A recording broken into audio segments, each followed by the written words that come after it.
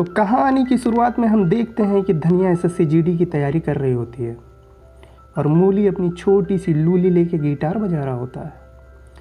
आप लोगों ने कभी ना कभी एसएससी का एग्ज़ाम तो दिया ही होगा।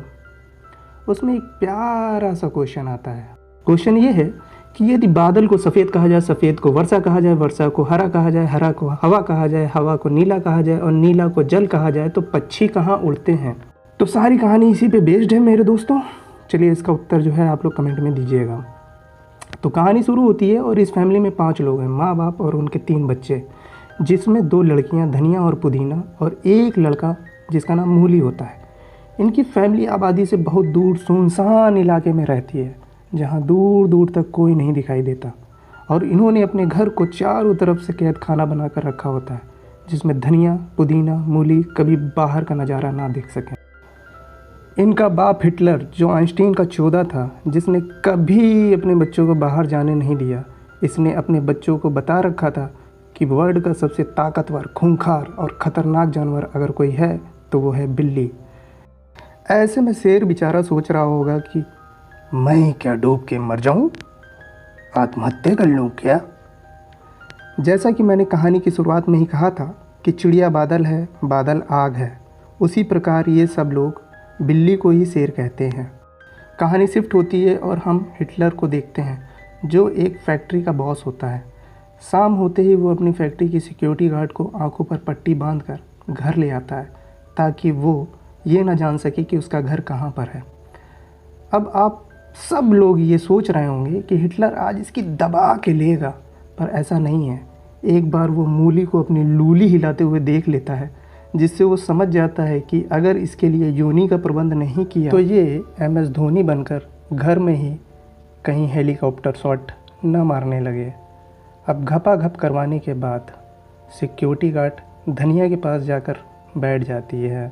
अब हिटलर सबको एक साथ करके उनके वीडियो बनाने लगता है। तभी पुदीना की गांड में चुल मचती है और कहती है, मैं भी वीडियो बनवाऊंगी सेक्सी मैडम के साथ में। हिटलर सिक्योरिटी गार्ड को मूली के लूली ठंडा करने के लिए पैसे देकर उसे छोड़ आता है। अब हम देखते हैं कि लड़का गार्डन में कार धो रहा होता है और तभी इसकी गांड में सुलेमानी कीड़े काटने लगते हैं और घर के बाहर पत्थर फेंकने लगता है। तभी हिटलर उसे देख लेता है। सज़ा के नाम पर कोलगेट का मेंथोल पिलाया जाता है।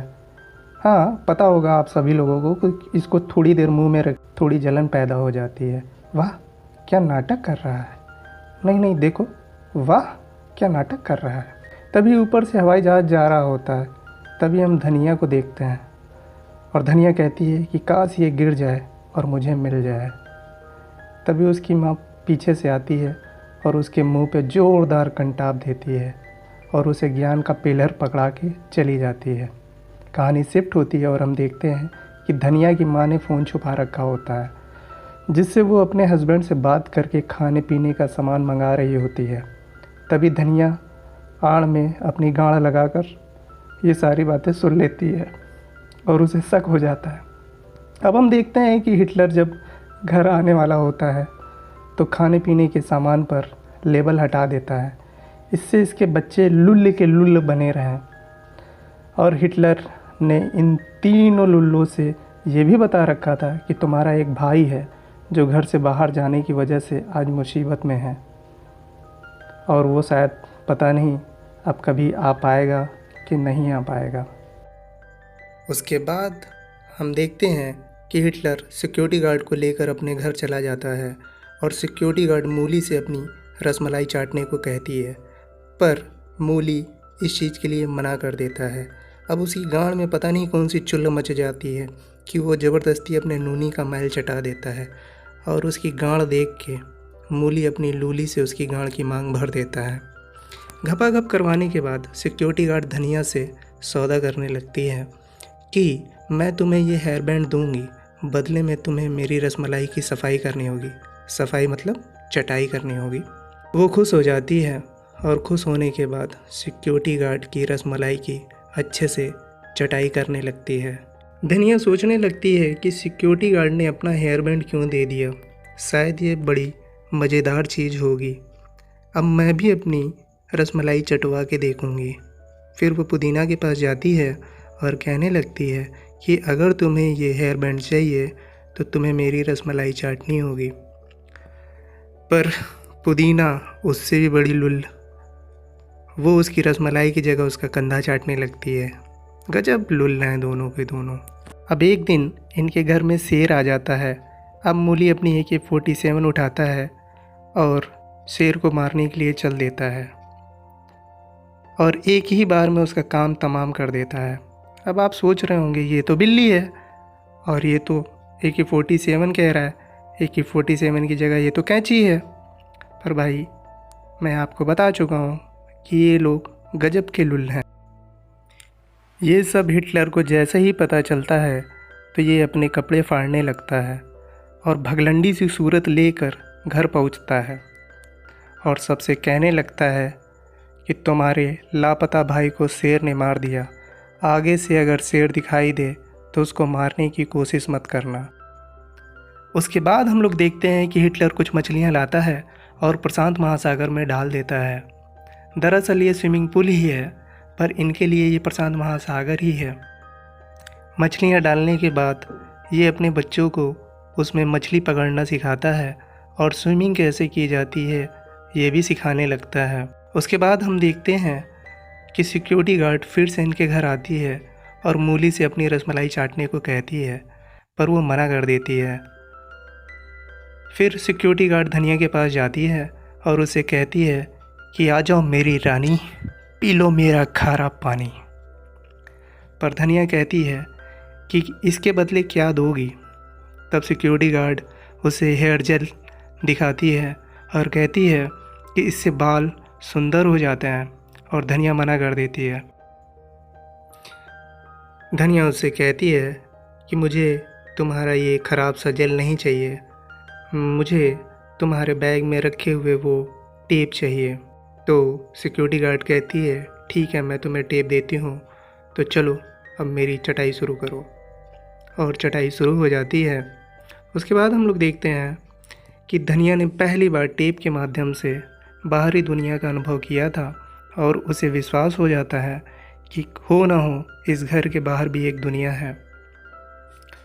हिटलर उसे मूवी देखते हुए देख लेता है और फिर क्या था, हिटलर उसे सारे टेप अपने पास लाने के लिए बोलता है। धनिया भी क्या करती, वो सारे टेप ला के उसे दे देती है और फिर हिटलर उसी टेप पर टेप लगाकर धनिया का टेप बजा देता है और दूसरा नंबर लगता है सिक्योरिटी गार्ड का और उसको मारते मारते उसके पैर तोड़ देता है। अब मियाँ और बीवी में मूली की लूली को लेकर गहन मंथन चल रहा होता है कि बिना सिक्योरिटी गार्ड की योनि के बगैर इसका लड़का कहीं महेंद्र सिंह धोनी न बन जाए। तभी ये दोनों धनिया और पुदीना को मूली के पास भेजने की सोचने लगते हैं।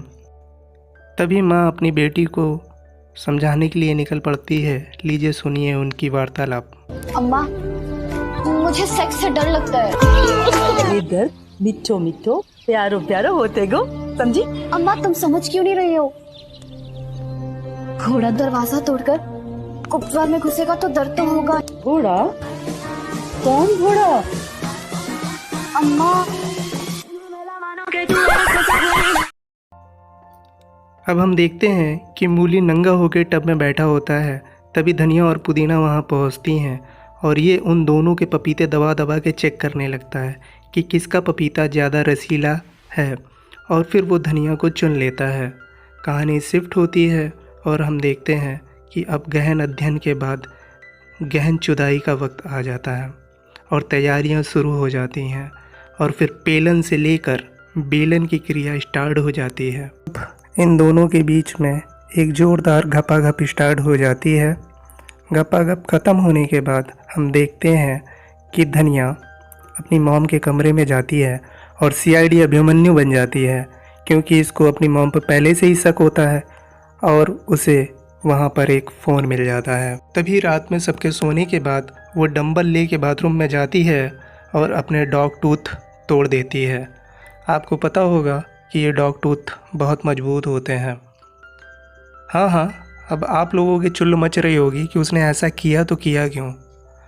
तो उसके ऐसा करने का रीज़न यह था कि उसके हिटलर बाप ने इन सभी लुल्लों से बोल रखा था कि जब तक ये डॉग टूथ नहीं टूट जाते तब तक तुम लोग इसी घर में रहोगे और इस घर से कभी भी बाहर नहीं जा सकते, और जब डॉग टूथ टूट जाएंगे तभी आप लोग इस घर से बाहर जा सकते हैं। और हम लोग जानते हैं कि ये डॉग टूथ, जिन्हें कैनाइन टूथ भी बोलते हैं, ये बुढ़ापे में टूटते हैं। और धनिया किसी भी हाल में बाहर जाना चाहती थी और फिर वो चुपके से गाड़ी की डिग्गी में जाकर बैठ जाती है। अब हिटलर उसके टूटे हुए दांत देखकर जान जाता है कि धनिया गाजर लेने के लिए घर से बाहर निकल चुकी है। तब धनिया का बाप बाहर जाके उसको खोजने लगता है, पर ढूंढता भी तो कैसे, कोई भी उसका नाम नहीं जानता था। अगली सुबह हिटलर अपनी कार लेकर अपनी फैक्ट्री चला जाता है और कहानी यहीं समाप्त हो जाती है। अगर कहानी दिल से अच्छी लगी हो तो प्लीज़ एक लाइक ज़रूर कर देना।